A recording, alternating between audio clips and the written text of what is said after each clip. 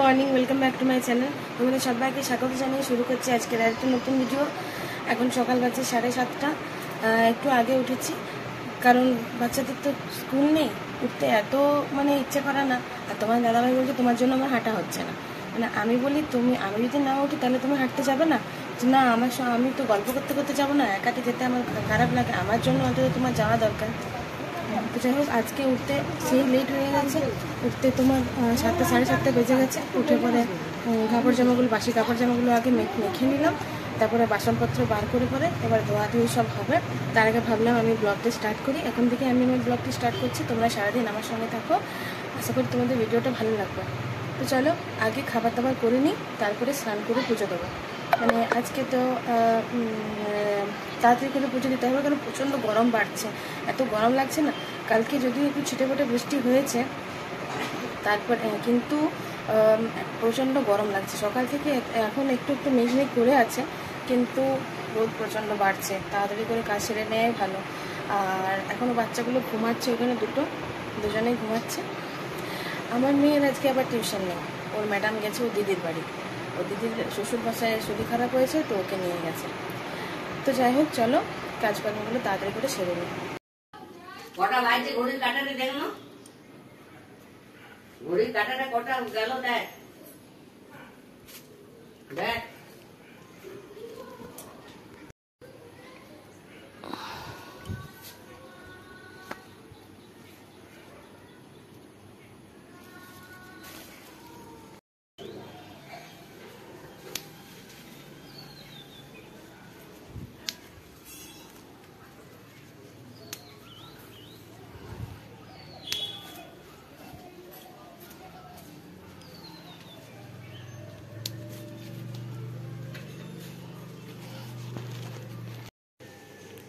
এই তুমি কোনটা মুছলে? ঘরটা মুছলে নাকি? ওই হ্যাঁ,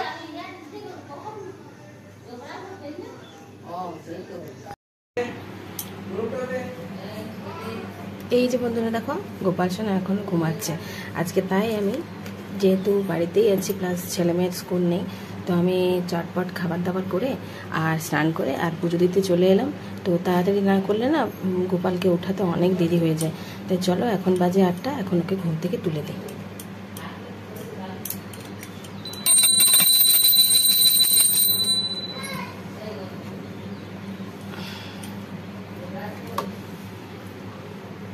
বসিয়ে দিয়ে ওকে একটু জামাটা ঠিক করে দিই।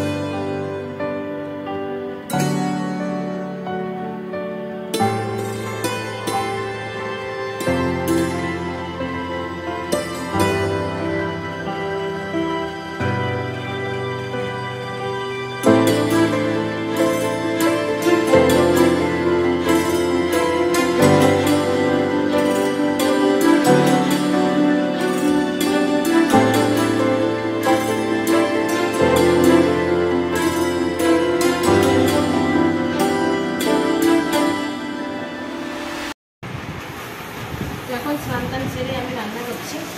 পুজো করা অনেকক্ষণ হয়ে গেছে। তো আজকে দুপুরবেলা একদম প্লেন সিম্পল রান্না করব। আলু পোস্ত করবো আর মসুরির ডাল। আর তার সঙ্গে তোমার দাদাভাই বলেছে যে আর কিছু করবো না, ওদের অল্পতে সন্তুষ্ট হয় না কোনো জিনিসটা, রাত্রেও দিলাম। তাই ভাবছি একটু সয়াবিন করবো। সয়াবিনটা আমার মেয়ে ছেলে সবাই খেতে ভালোবাসে, তোমার দাদাভাইও খেতে ভালোবাসে। তাই সয়াবিনটা আমি সিদ্ধ করে এখন কেটে নিচ্ছি, কারণ যদি দুটো করে রান্না করি তাহলে অনেক বড় বড় হবে। তাই এখানে আমি সিদ্ধ করে নিয়েছি, একটু ভাপিয়ে নিয়েছি আর কি কড়াইয়ে। আর এটা এখন কেটে নিচ্ছি। আলু তালু দেবো না, যেহেতু আলু পোস্ত হচ্ছে, তাই সয়াবিনটা এখন কেটে আর এটা হালকা আদা জিরে দিয়ে মশলা দিয়ে ভাজা ভাজা করবো। ওটা খেতে ভালোবাসে সবাই, তাই করবো এখন। আর প্রচণ্ড রোদ বেড়েছে। আর এই দেখো খালি কানে আছি, কেন বলো তো? আজকে সকালবেলা যখন আমি বিছানা বাগাচ্ছিলাম, তখন কানেরটা কোন সময় খুলে পড়ে গেছে। আর তারপরে বিছানাপত্র বাঁধানো যখন হয়ে গেছে তখন আমার পাটা কানেরটার ওপরেই পড়ছে। তোমার দাদাভাইকে সেটাই আমি বলছি যে ভাগ্যিস আজকে মর্নিং ওয়াক যায়নি, যদি মর্নিং ওয়াকে যদি কোনো রকমের কানেরটা পড়ে যেত তাহলে কী লস টাইম না হতো, অনেক কপাল ভালো। তো যাই হোক, ভেঙে গেছে তো করতে তো সেটা হবেই। তোমার দাদাভাইকে সেটাই দিলাম কানেরটা করার জন্য, তাই আমি এখন খালি কানে আছি, খালি কান খালি গলা। প্রচণ্ড গরম, গরমে গলায় হাত পা কিছু করতে পারছি না, গলায় অ্যালার্জি বেড়ে যাচ্ছে। তো চলো কী কী রান্না করবো ওটা তোমাদের বলেই দিলাম, তবু যখন রান্না করা হয়ে যাবে তখন অবশ্যই তোমাদের সঙ্গে শেয়ার করবো, তোমরা সঙ্গে করবো।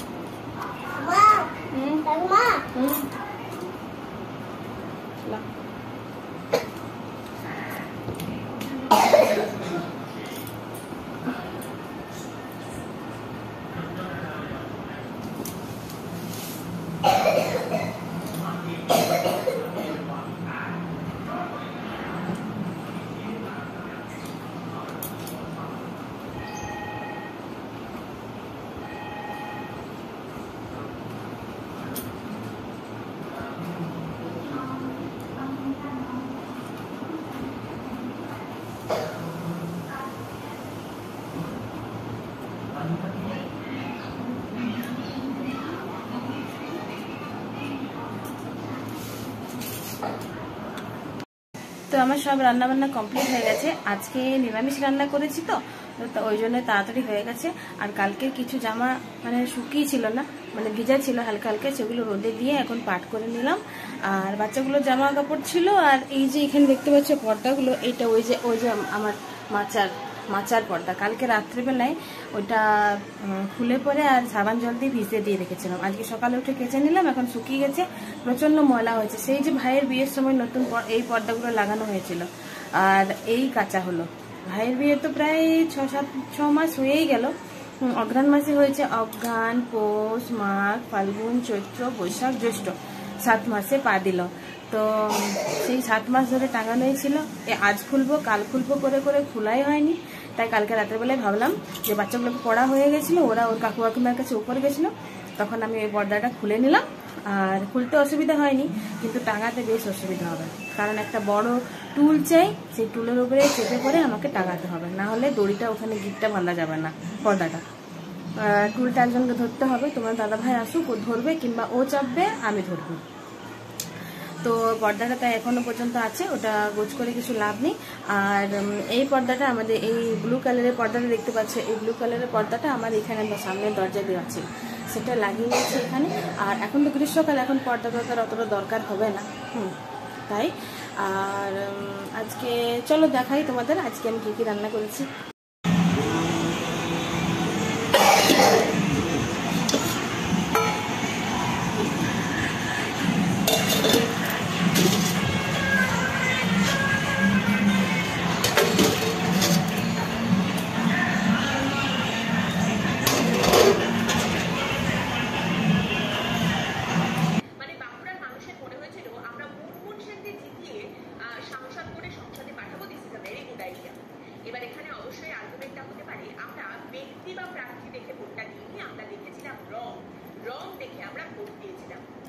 বেশ ভালো কথা, ফেয়ার পয়েন্ট।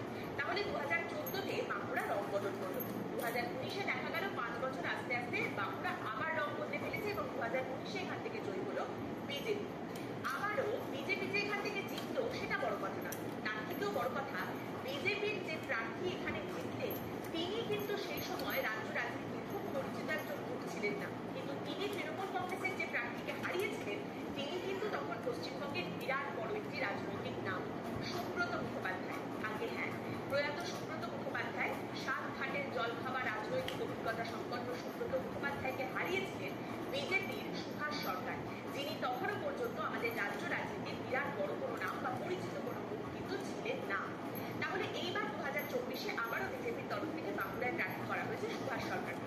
এবার নিশ্চয়ই লড়াইটা তার জন্য খুবই সহজ, কারণ যখন তিনি রাজ্য রাজনীতির পরিচিত মুখ ছিলেন না তখনই তিনি হেভিওয়েট সুব্রত মুখোপাধ্যায়কে হারিয়েছিলেন। তাহলে এখন যখন তিনি সাংসদ হয়েছেন, কেন্দ্রীয় সুভাষ সরকারের জেতার পথটা অত্যন্ত সহজ। এই জায়গাটাকে কঠিন করে তুলেছে সুভাষ সরকারের নিজেরই দল বিজেপি। একটু ভেঙে বলি বিষয়টা। দীর্ঘদিন ধরে